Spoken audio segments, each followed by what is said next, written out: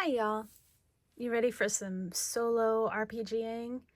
I wanted to do a playthrough of the Ferryman originally, but I played through the OG, this one here,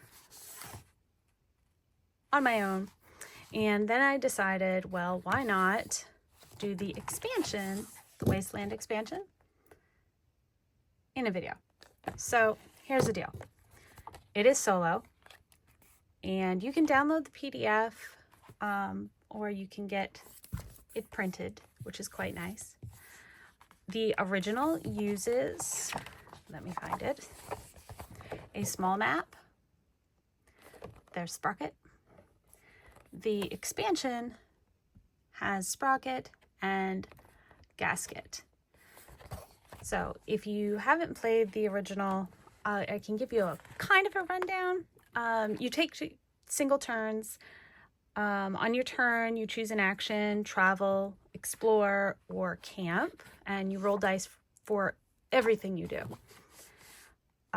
All you need is the book, and in the back there is your record sheets and whatnot.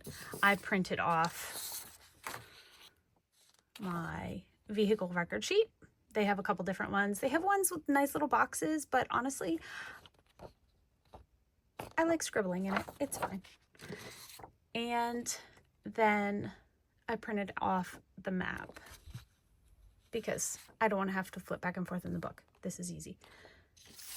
So those, you need a whole lot of dice, and even better if you have a few little meeples as markers for, say, oh, I don't know, the war parties that end up stalking you across the land. That's terrifying. And one for yourself so you can keep track of where you are. Obviously, it's a ginger. And writing utensils, something, anything. Oh, look, there's another one. I have like a million pens here.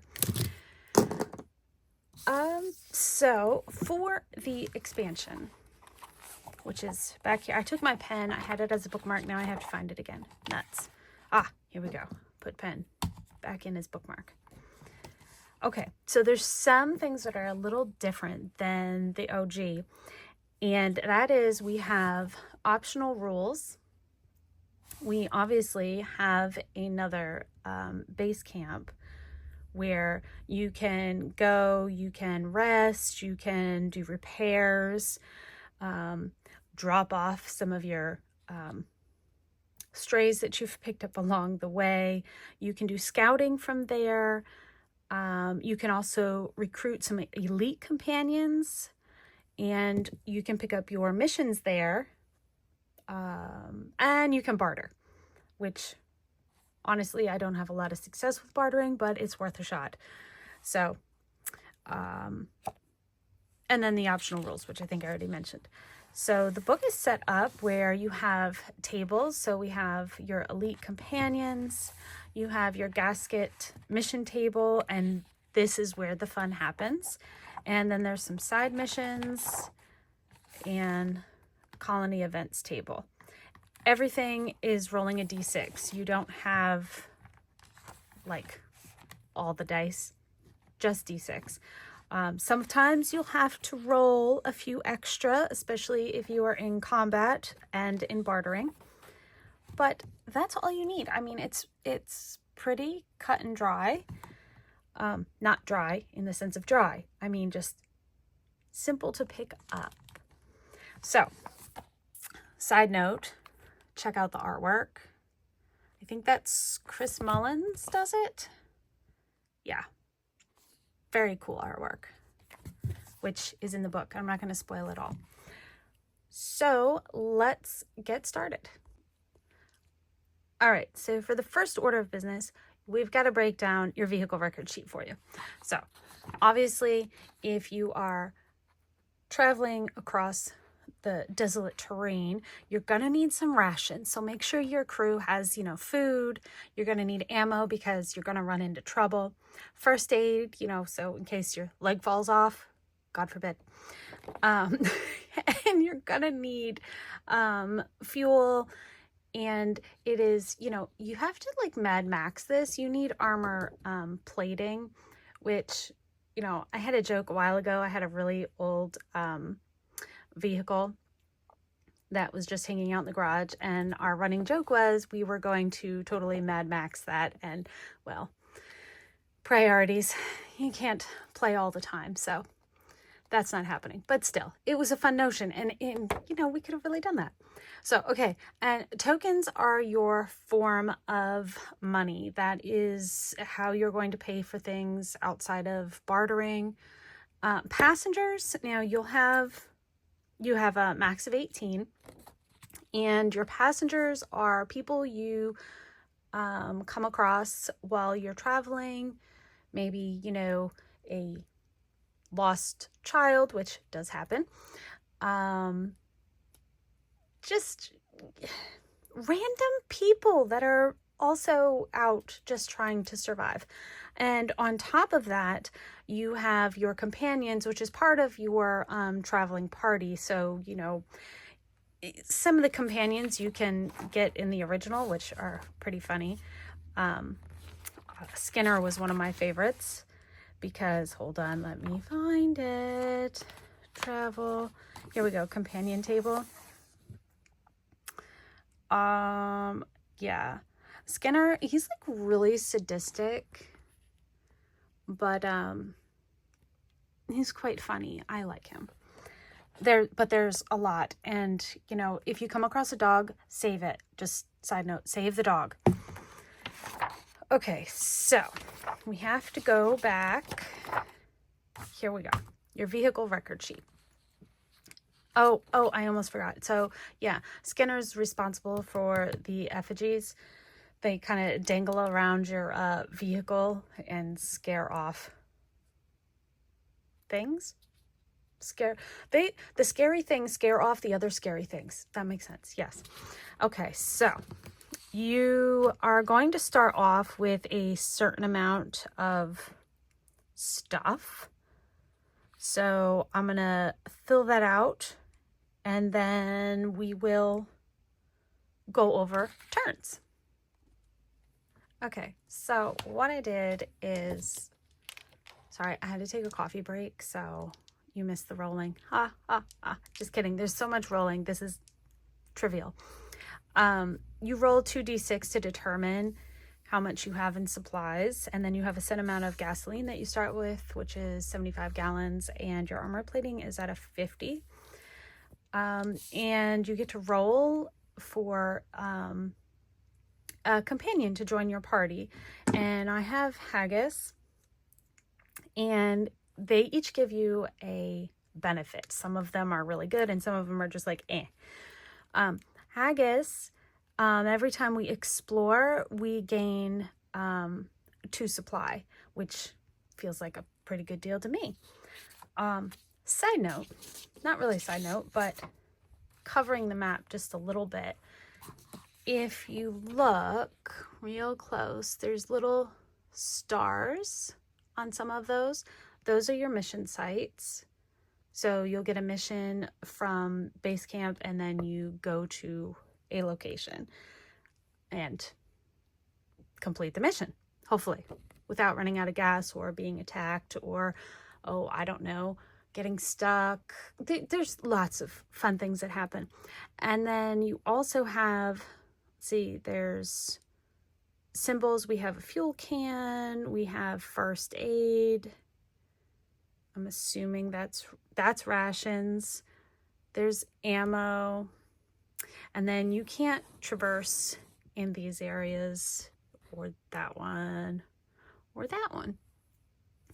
But there's the little stars for the mission places all over the place. And each one of these squares is a different terrain block. So here's the deal. When you leave the colony, you enter into another terrain. It could be easily passable or not. And the way to find that out is, okay, here we go. We go back here. And we have a terrain table. and you roll a d6, and that will determine whether you have barren, rugged dunes, or it's completely impassable. And it also costs you gasoline. So your first little square, your first little location, zone, technically it's a zone, that you enter will be barren. So you can at least traverse that area easily. You don't get slapped with impassable and then you can't even leave. And well, then you might as well just end it because you're done. So it starts out with barren. Now, if you are artistic, super awesome. If you're not, super awesome, because you can just write little squiggles, or get real fancy. I was going to have the artistic person in the family sit here and do the map for me, but maybe next time. So after you've marked what the terrain is, so we know that the first one's going to be barren, then you also have to roll for a travel event. And when you enter a new zone and you have a travel event, you're going to roll a d6 for that as well. Remember, rolling lots of d6s. And you're going to figure out which one of these is your demise. It really is a demise most of the time, unless you get lucky enough to roll lots of ones for your travel events. If you're returning back through a zone, like, you've gone over here and now you're going back for some reason, you don't have to roll the travel event again. You do, however, yes, you do. Well, you already know what the terrain is. So I'm pretty sure when I played last time, yeah, it still costs you the fuel to travel, obviously, through the zone, but you're not going to reestablish terrain or do another travel event. You can move through fairly easily. It's just going to cost you fuel every time. Let me see. So if we are starting out with barren, I'm going to doodle. I'm going to break the rules or not. The only thing I did not find was whether or not I'm supposed to technically start in gasket or if I start in sprocket.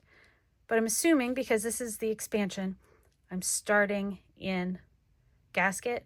And honestly, it's your game and you're playing solo. So, do what you want. And there is a little note here somewhere. Ah, right at the top. This expansion introduces rules that may clash with those of the base game, with the new rules taking priority in such cases as da-da-da-da-da-da-da-da. Doesn't say that I start in gasket, but I'm going to go with I'm starting in gasket. I'm sorry, Cody, if that's wrong, but I'm banking on it because, well, I like the look of these missions over here. And those elite companions. Oh, heck yeah. But, some of these missions look really fun. If you start with Sprocket, obviously, you're going to use the Sprocket missions. But I don't know. I'm going with it because I want to. And I've read over this like 3 times and I still don't see it. So maybe I need more coffee. But anyway, okay, so I'm going to start in gasket. And I'm starting with the barren terrain. So don't criticize my doodles, but I'm just going to put like 2 little, it's barren. It's like a gentle little, it looks barren. We're just going with it. And I'm going that way when I go.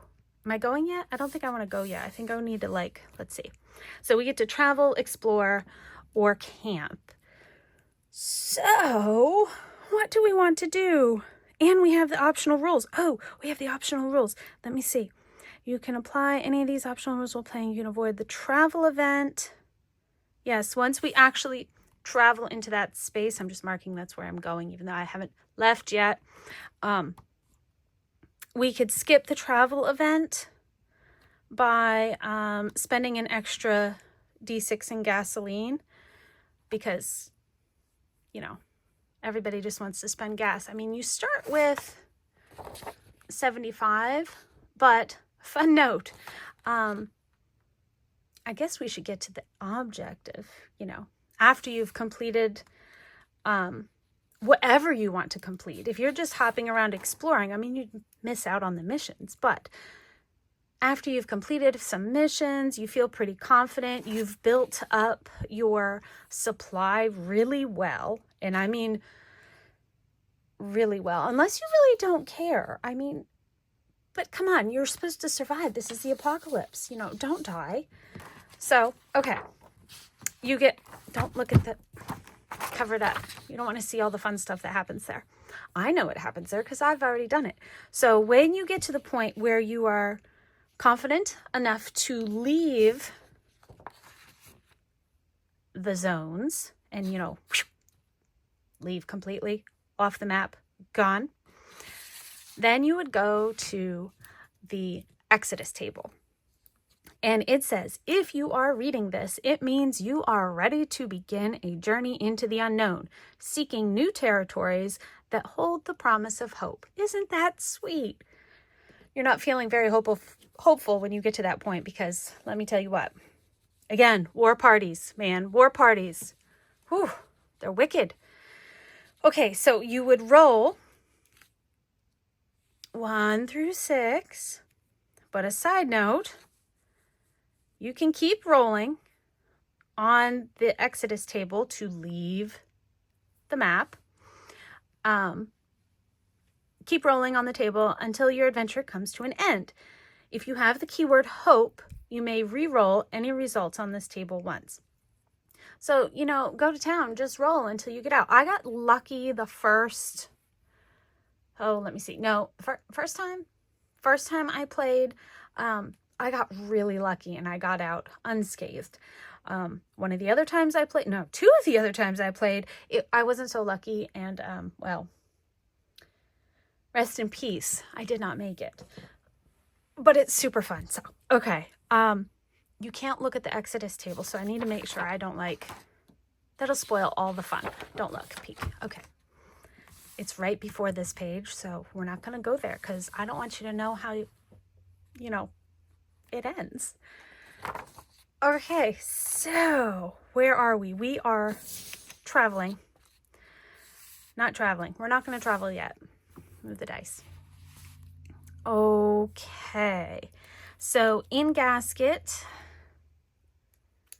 we can rest, repair, scout, recruit, pick a remission table. I mean, there's really no point of resting. We just started. There's nothing to repair. We don't have a threat level.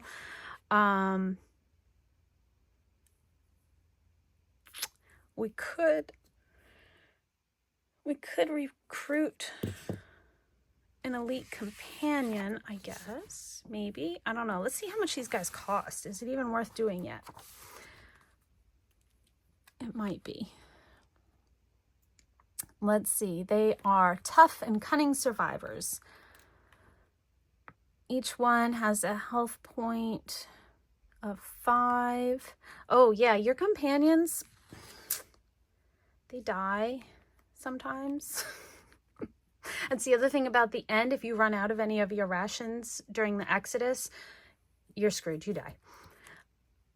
It's really fun. There's lots of ways to die.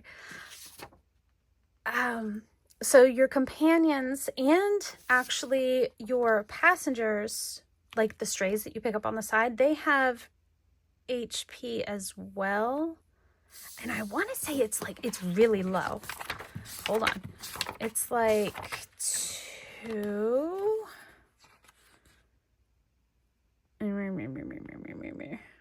1 or 2. Nuts. I can't remember.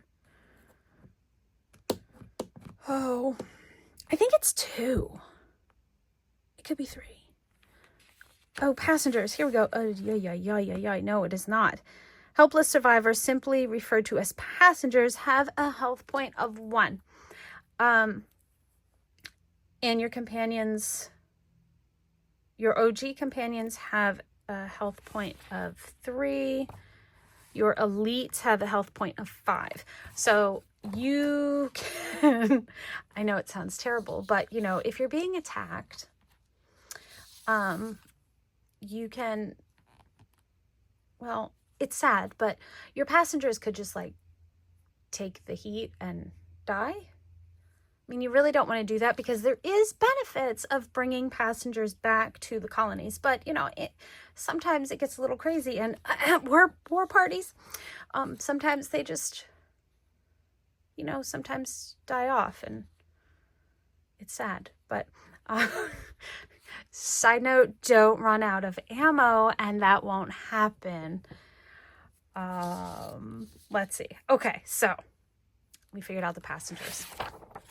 Oh, no, don't look at the Exodus table. That's really, you must not know. Okay, so elite companions. Do we want to get an elite companion yet? Shall we? Oh, they are, guys, they're really expensive. We don't have enough tokens to even consider. Because, like, we have 11. And, well, that's an interesting name. Trash? They must have amazing self-esteem over there.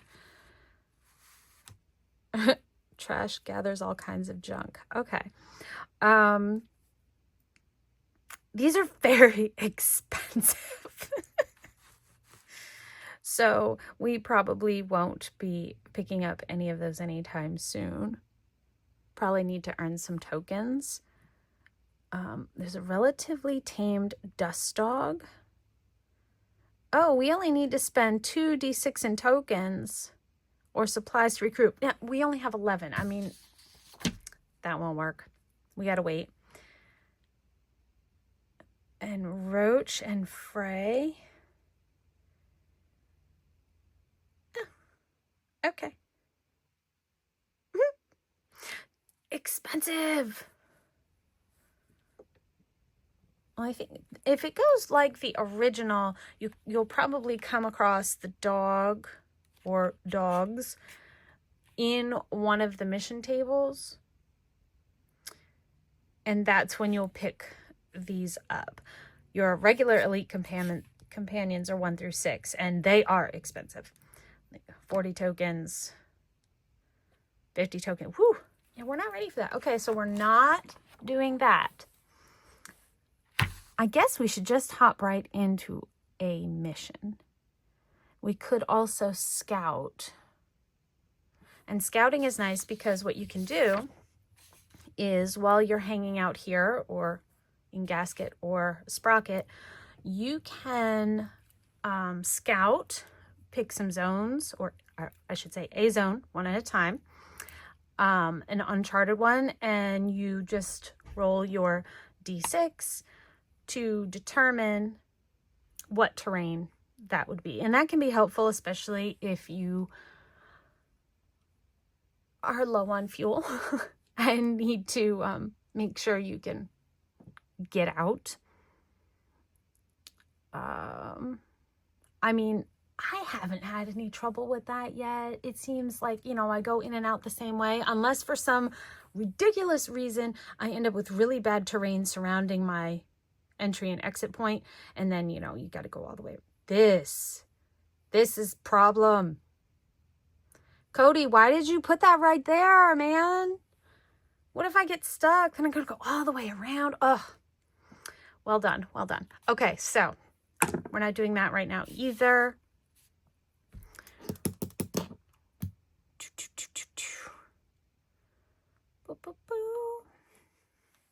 I did skip over the initial going into Gasket. I'm just pretending I'm already there. Breaking rules is fun. Although I'll probably be told, no, that's okay, you could do that, but bound to get yelled at eventually. Okay, so let's find a mission. Choose or roll on the Gasket missions table to determine your missions. And you can take up to 2. Oh, nice. Completed missions can't be taken again. So, you know, you get one and you get really good at it. You can't go back and do it again. You've already done it. Come on, this is the real world. Once you do something, you cannot redo it. That's life. It sucks. Let's see. Upon leaving Gasket, you'll be bound to the mission, but if you can... No, you can choose to abandon it at any time. However, be aware that if you decide to do so, your threat level will increase by 2. Abandoned missions can be attempted again. Oh yeah, threat level generally has to do with, here, let me go over. There isn't an extra one in here, is there? No, we have to use the originals. Okay, threat levels. Where are you? Oh yeah, you can starve too. That's fun. Roaming threats. So you have roaming threats that generally are because of war parties and sandstorms, which don't seem as scary to me as war parties. I've never experienced a legit sandstorm, you know. I'm in the US. In the mountains. We don't have sandstorms, so I don't know.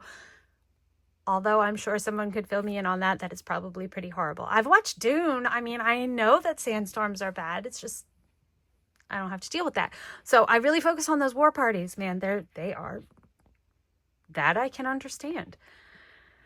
But they move around. When they emerge, you roll a d6, and then there's a little example here to show you how you move them around.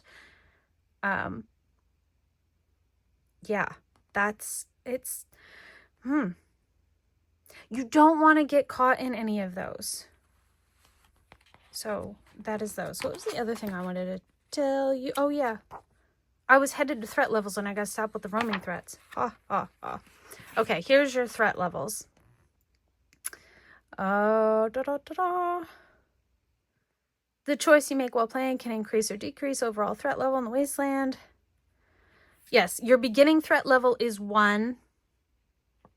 Again, you have to use these rules unless these rules override it. Woohoo, this is fun. Okay.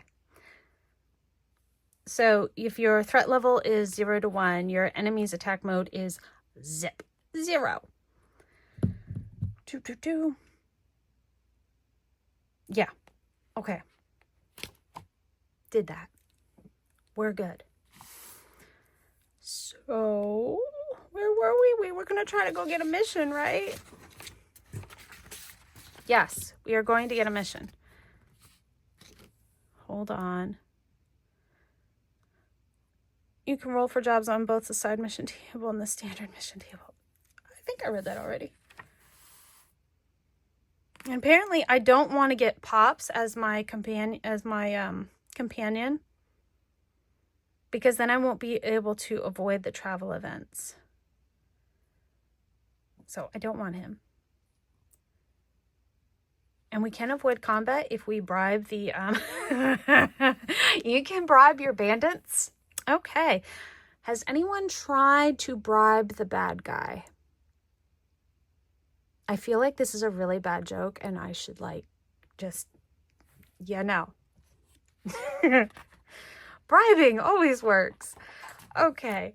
Let's get to our mission table. So, for our mission table, we roll a d6. I'm going to stick with the regular mission table and I'm only going to pick one mission at a time because I'm not ready for 2. We'll do that the next go round. So, eeny, meeny, miny, mo. We're going to pick a dice. And just 1d6. All right. 3. Oh, delightful. You got to hold your breath and panic because you know it's going to be really bad no matter what it is. Okay. Mission 3. This is a chain gang. Oh, so fun. So we're going to see a crowd part as a line of chained prisoners is led through. A guard yells into his radio, frustrated by the shuttle bus delay, then angrily begins counting heads. Oh dear. After the count, he glances at your bus and quickly approaches you. You! These prisoners need to go to Starkey's work camp. Oh my, there's a work camp. We can't keep feeding them.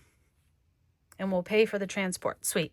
Okay, you're going to hesitate, but the guard insists. I feel like this is like you're not getting a choice in the matter. I feel like he's very much, you're going to do this. Begrudgingly, you agree to take them. So you're going to gain... Oh, nuts. 2d6 in prisoners. While in your party, you cannot take an explore... Oh, fudge. In your party... Are we just going to die now? Just like call it. Just like we're dead. Oh, no. While in your party, you cannot take an explore action because of the risk of leaving the prisoners unattended. Well, that sucks. At the end of each turn... Oh, I need to remember this. Roll 1d6. Oh no. Okay, so we're going to take notes, man. We're going to take notes. I know we have note space on here. See a little note space, but some of these things, I need it big and in my face so I don't forget. So we have to roll 1d6 at the end of each turn. For shaking the whole camera. Nice. I had to like hole up in my bedroom to record this because one neighbor was cutting grass and my household is not quiet all the time. So I'm not at my nice game table. I'm holed up in a corner. Okay, so 1d6 at the end of each turn. And then there is like, oh no. On a 1. Okay, so if we roll a 1. Okay, probability people, where's the smart ones that can, tell me how many times I'm going to roll a 1? Let them go. The mission failed. Plus 1d6 threat. Oh, this is just bad all around. Or we could choose combat prisoners. Ooh. 2d6 of wounds. So we'd have to roll 2. Let's see. After the fight, you restrain the remaining 1d6 prisoners. Ew. That's yucky no matter what. And then here's our objective. So it throws our objective right down here. Let's see. Go to the mission site. So we will pick like... It's up to you if you want to pick the closest one or if you want to pick one like all the way over here. Now, being that this particular one, we cannot take any explore actions. That just sucks. We're going to go to like this one because it's only like... Yeah, that one's closer. Because we're going to miss out on all that exploring because we have these darn prisoners. I didn't sign up for that. Okay. Go to mission site. Upon arrival, gain 2d6 in tokens for each prisoner ferried here. Okay, so we're marking this as... what's the name of this work camp? That's Starkey's, is that what it is? Okay, Starkey's work camp. That's going to be there. So that's where we need to go. And you can do your maps however you want, but I'm just going to put M3 here so I know so I don't forget, because that's important. Okay, so is that it for that one? Yes, that's something else. All right, here we go. Where are we? Yes, we're in Gasket. We already know this terrain is cool beans. We cannot explore But guess what we do have to do? So every time you enter a new zone, come on, we've all seen all these apocalypse movies. You enter a zone, you're sneaking around, except we're driving, you know, this really cool ride or die bus. And has anybody like started watching Twisted Metal 2? Because yeah, awesome. Okay. Oh, wrong page. Oh, I bookmarked it. I bent the page, man. Okay. We have decided, let's put a pen there as a bookmark. Boop, boop, boop. Okay. First zone is barren. We have to spend 1 gallon of gas. No, 1d6 of gas. Not a gallon. It's going to depend on the dice. I don't want the purple one. I want the red one. Feels appropriate. So we're going to spend... Okay, we're down to 72 in gasoline. Well, that isn't very good. And there's so much noise in the other room. My goodness. Upon entering a new zone and marking the terrain, which we did, roll a d6 on the table below. Do not roll if you're returning. Remember, if you're going back, you miraculously do not have any trouble. It's quite nice. Does not remain in the zone. Yeah. We know that. Okay. So we're gonna roll another d6 for travel. Travel event. Oh, a 5. Oh no.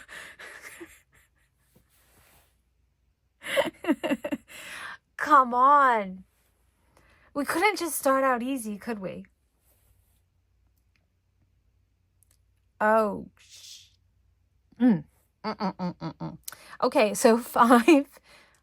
Instead of me screwing around here, I'll get right to it. The Wasteland trembles. Shoot. You have to roll another d6, and then we have options. Dude, we are going right into this. This is like sandstorms and war parties. Why? This is, you know, who, when they play by themselves and doesn't have anybody paying attention, just re-rolls because they're like, to hell, if I'm going to do that right now, it would be really tempting. Okay. So we have to roll, maybe I'll just roll a purple one just for fun. Wait. Please just be a 1 or 2. Please. Son of a biscuit. Well, at least it's not a 5 or 6. It's just a 3. See, look, not cheating. There is the 3. Okay. A tempest of dust rises. Hello, sandstorms. So, boo. I'm running out of creative words here. So we have a sandstorm. Where the heck was the sandstorms? Here we go.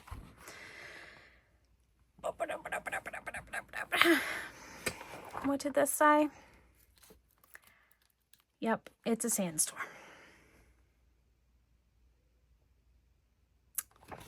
Nuts. Suffer 3d6 of damage. Remove the sandstorm token from the map after resolving an encounter, or if it moves off the map. Well, that is just inconvenient. Right off the get-go. See, this is how this goes. So if we check up here, blah, blah, blah. When roaming threats emerge, roll 1d6 to determine the adjacent zone in which the threat will appear. If the direction leads off the map. You know, every time I read this, I know what I'm doing, and then I have to go read it again because then I forget.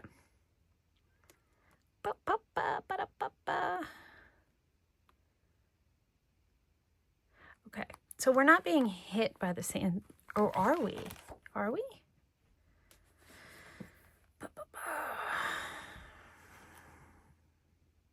Tempest, dust storm rises. Yes, yes, okay. It's a roaming threat. So we follow these directions. When a roaming threat emerges, roll 1d6 to determine the adjacent zone. I already read that. Okay, so roll again.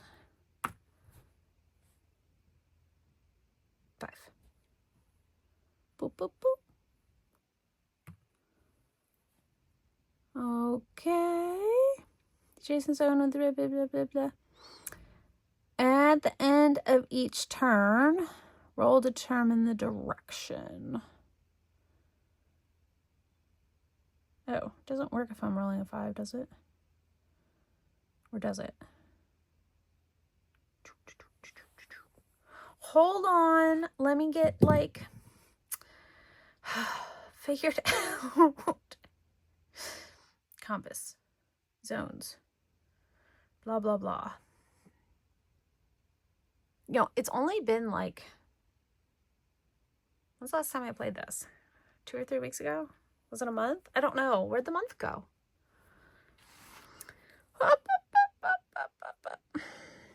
To new zone, travel event encounter. Oh, look. Why not just read the example? That'll make us all more comfortable.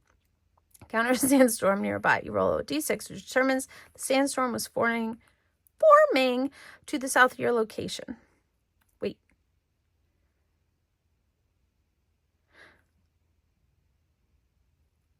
But if you rolled... Oh, it doesn't say what it rolled. Okay. Oh, 5s and 6 don't work. Duh. I knew that. It's right there. See that? Right there. Okay, where's this darn thing going? Again. You know what? Let's just switch dice because that one just likes 5s. It's a 1. You know what? That's a problem. Because she's scary. Creepy. Because it's a 1. And this compass would show where we are. So go back over here. Means we are here. And I just rolled a 1. Which means the sandstorm is going to be north of us. If I did that right. Yes, I did, because I rolled the 3, which caused the dust storm. Then we do the thing to figure out where the dust storm is. Oh, buggers. It's north of us. That's where we need to go. It's almost worth going through the sandstorm. So now we need to... Because this is roaming, which means I can't, like, move my map around. So it's time to do this. Oh, I just lost the pen. Okay, now we need to mark for our sandstorm. Oh, we forgot to put us on here. By the way, there we are. Should I lay it down so you can see it? Oh, no. Okay. So, Pudgy Cat made these last year for PAX Unplugged.